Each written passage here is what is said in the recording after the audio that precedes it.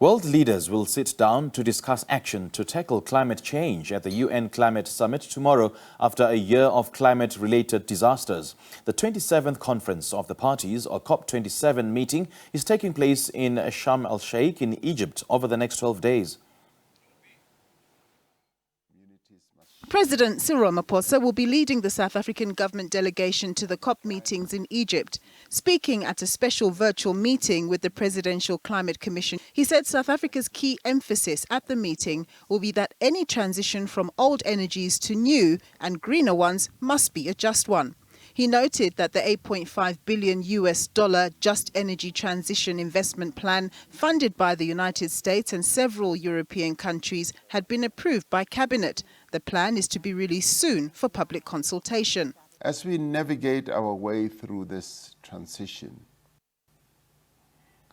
we create jobs in new sectors that are going to have to accompany our transition as we move forward.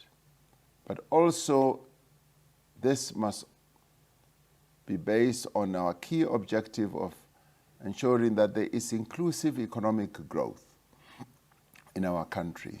The Presidential Climate Commission's executive director says the world is not on track in reaching the goal of global temperatures rising by 1.5 degrees from pre-industrial levels.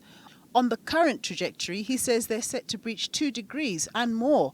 There's a warning that the world cannot afford to ponder on the issue of how to deal with climate change. We've already warmed 1.1 degree, and you can see the way that the climate is physically changing. You know, we're having much more severe weather events. I mean, the floods in KZN were a classic example of the kind of flood disasters and extreme weather events that we're going to be facing.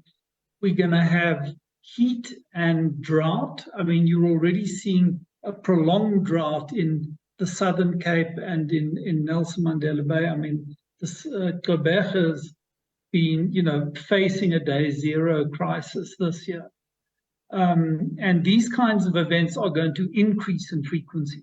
Climate change activists say African countries must push for the concept of loss and damage at the conference.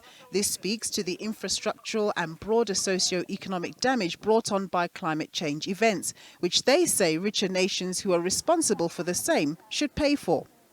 Nompumelelo Siziba, SABC News, Johannesburg.